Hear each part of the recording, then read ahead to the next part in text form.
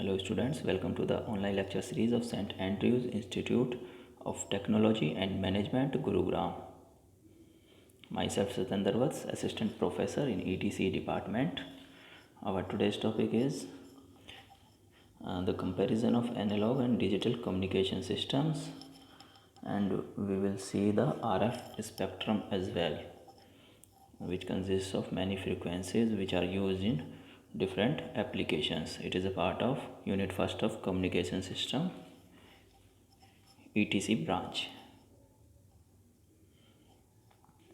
So first of all, as we have already seen in the last lecture, the basic block diagram of a communication system. Now we would see transmitter, the block diagram of a transmitter, basic diagram.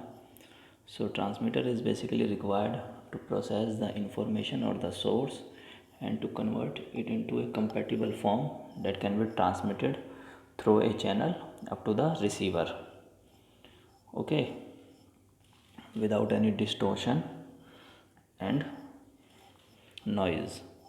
But every channel would have some noises, we would see later. So transmitter is the process to encode or modulate the incoming information so as to transmit it suitably up to the receiver. So what happens in a transmitter is that first of all the information or the message we have is superimposed on the carrier. Message or the information we have is superimposed on the carrier, which is a high frequency signal, okay, as we would see later in the course. Like amplitude modulation, there are different types of modulations in analog communication: amplitude modulation, frequency modulation, phase modulation, and in digital communication we have pulse code modulation, differential pulse code modulations, and etc. So this is the basic diagram of a radio transmitter or AM radio transmitter that is used in broadcasting the voice signals over a radio frequency. We all have receivers in our homes which receives AM signal and FM signal. So this is basically the AM radio transmitter we are seeing. So first of all, every transmitter consists of an antenna, and how it works is, first of all, this is our information or message. This is our message, and this is the crystal oscillator which generates the high frequency carrier. Okay, so what does this transmitter do? It mixes, or we can say it superimposes information onto the high frequency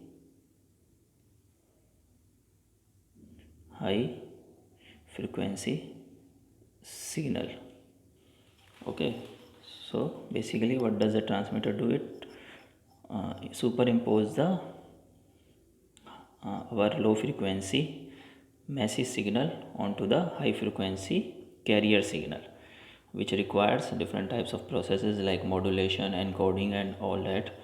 So in modulation is nothing but one of the parameters of the high frequency signal is varying according to the low frequency modulating signals.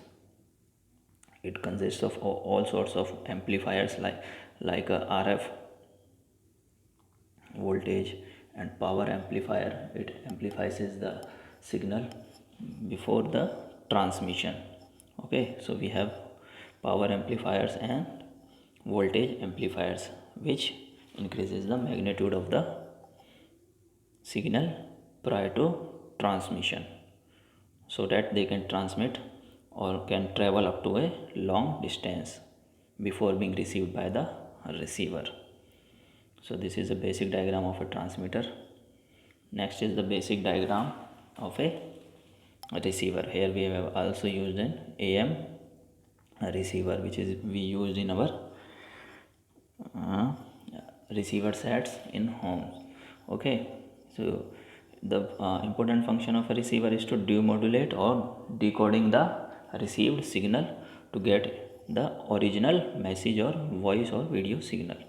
Okay, so what we do in a receiver, it receives the signal, that is high frequency signal, carrier signal, which consists the information and mix it with a local frequency to get the original frequency signal. Okay, then it demodulates and decodes. All the reverse function will uh, all the reverse function what we have done on the transmitter side will be performed here. Like we have performed modulation in the transmitter, so we will perform demodulation over there, and like we have performed the coding or encoding, we will do the decoding at the receiver stage, and then we will amplify the signals at the as the signals deteriorates during the transmission, so we will again amplify it before transmitting to the our, this could be anything, a loudspeaker or a video display unit or television picture or computer.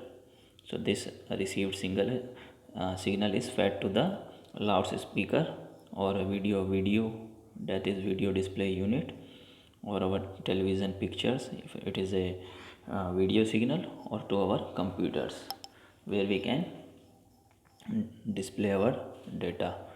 So this is the basic diagram of a receiver. Okay, so next is the comparison of analog and digital communication system. Sometimes in our end semester exam this question comes, that compare the different properties, that is drawbacks or advantages of an analog system and digital system over each other. So in analog communications we use analog signal for transmission. Okay, the data is transferred from transmitter between transmitter and receiver with the help of analog signals. We have already seen what are analog signals, that varies continuously with time. The amplitude of the signal varies continuously with time. There is no discontinuity in the time. Signal is available at all the values of time. Okay, so first of all the data need, it involves various processes like modulation, in which the amplitude of the signal, carrier signal, is varies according to the message signal we want to transmit. So in analog signal can be a voice signal.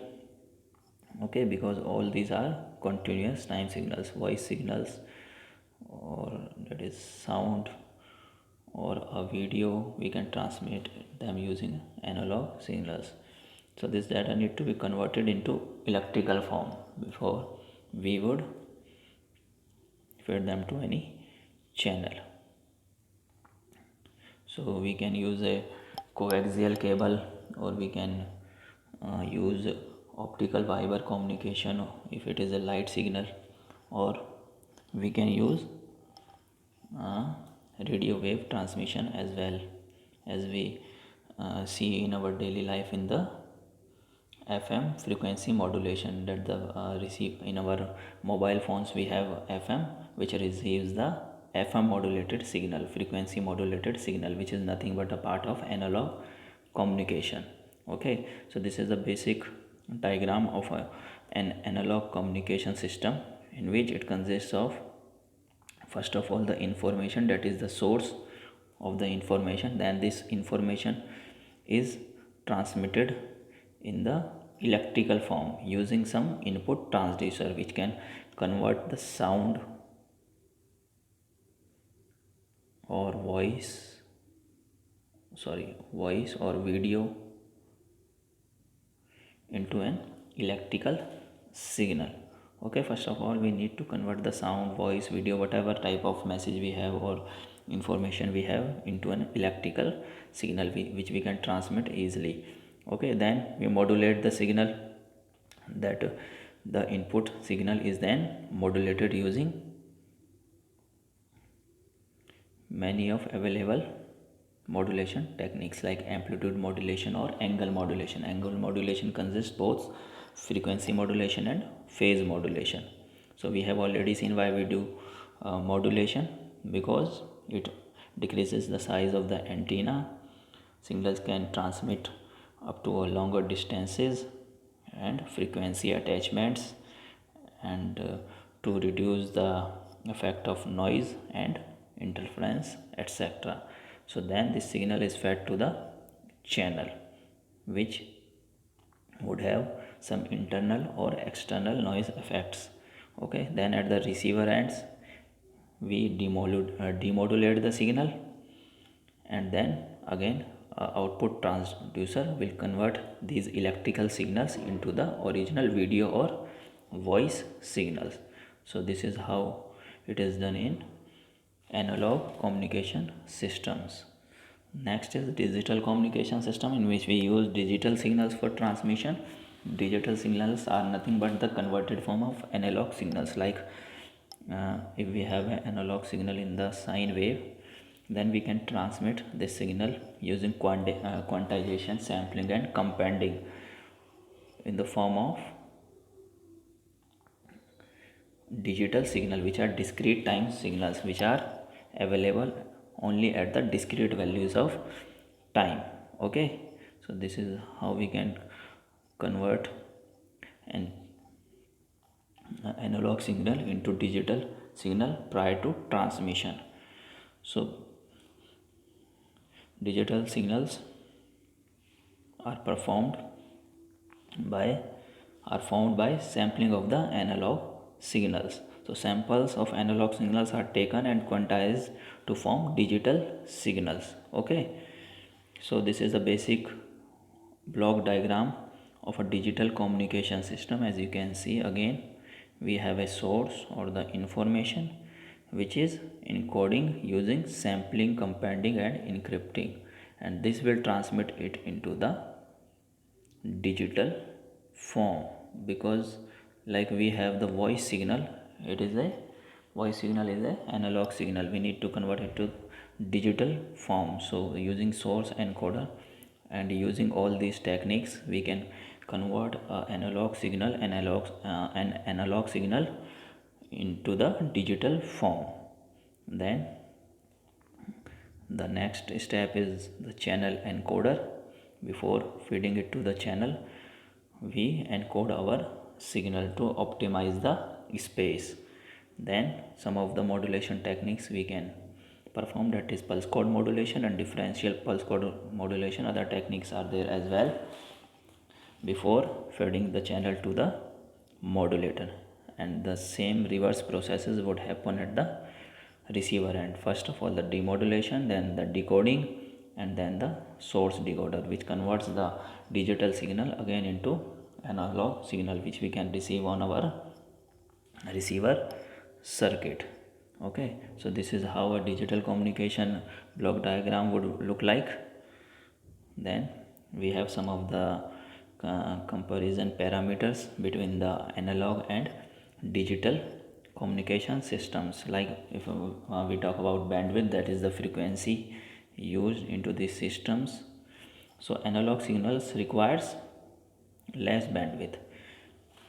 Analog signals require less bandwidth as compared to the digital signals. So analog signals are in the range of megahertz.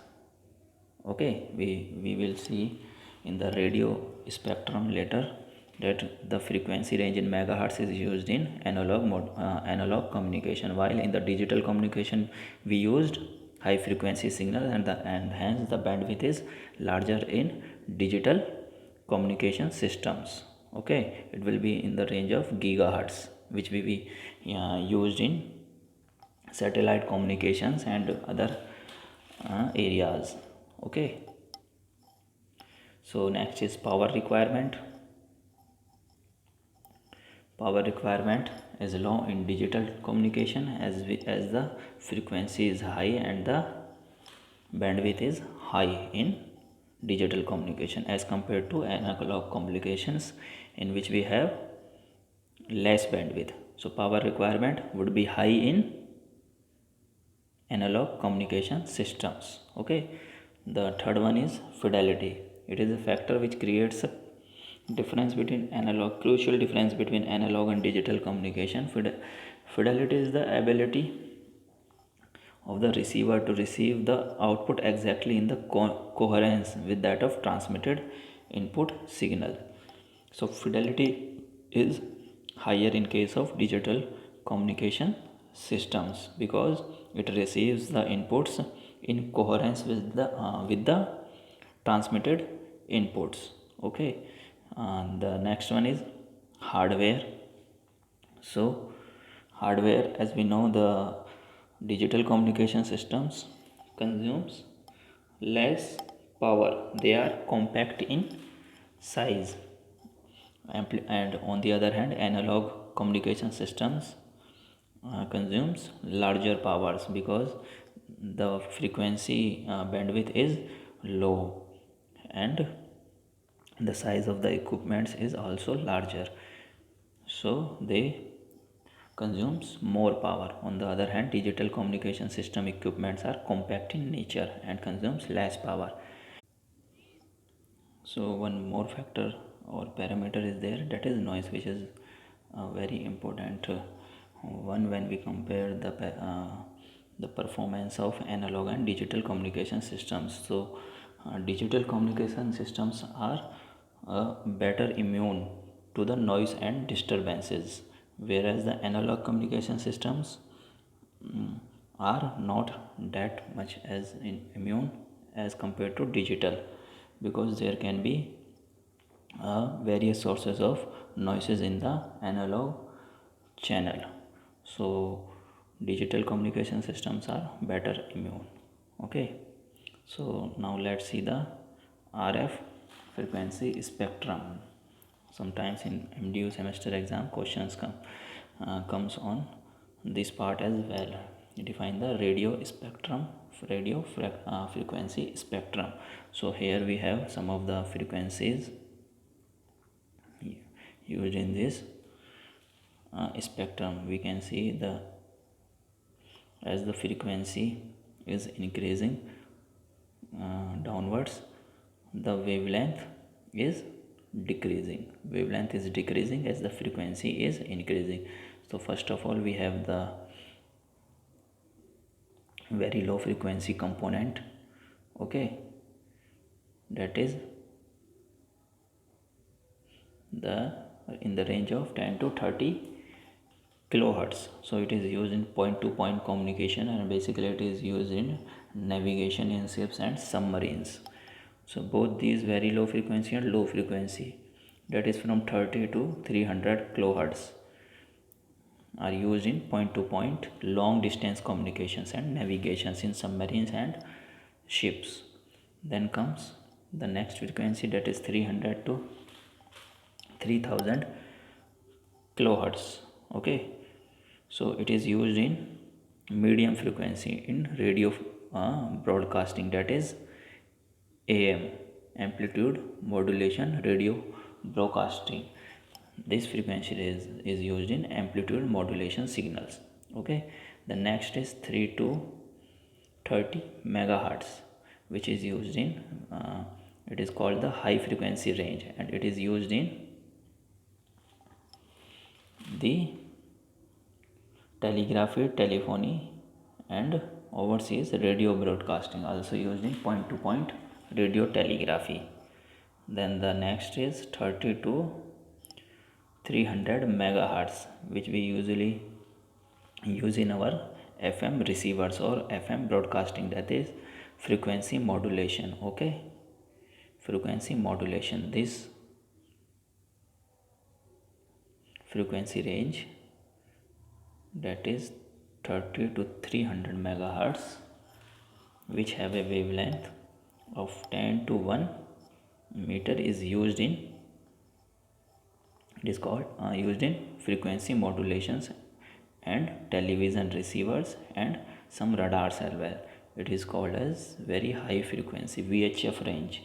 Okay, the next is then 300 to 3000 megahertz, that is 300 megahertz to 3 gigahertz. 3000 megahertz can be written as 3 gigahertz, which is the ultra high frequency, and it is used in television and navigation and radars as well. So after that, the last one is the 3000, that is 3 gigahertz to 30 gigahertz, and it is used in satellite communication, and it is called super high frequency. And these frequencies, these both frequencies are also used in mobile communications as well, and in radars and satellite communication.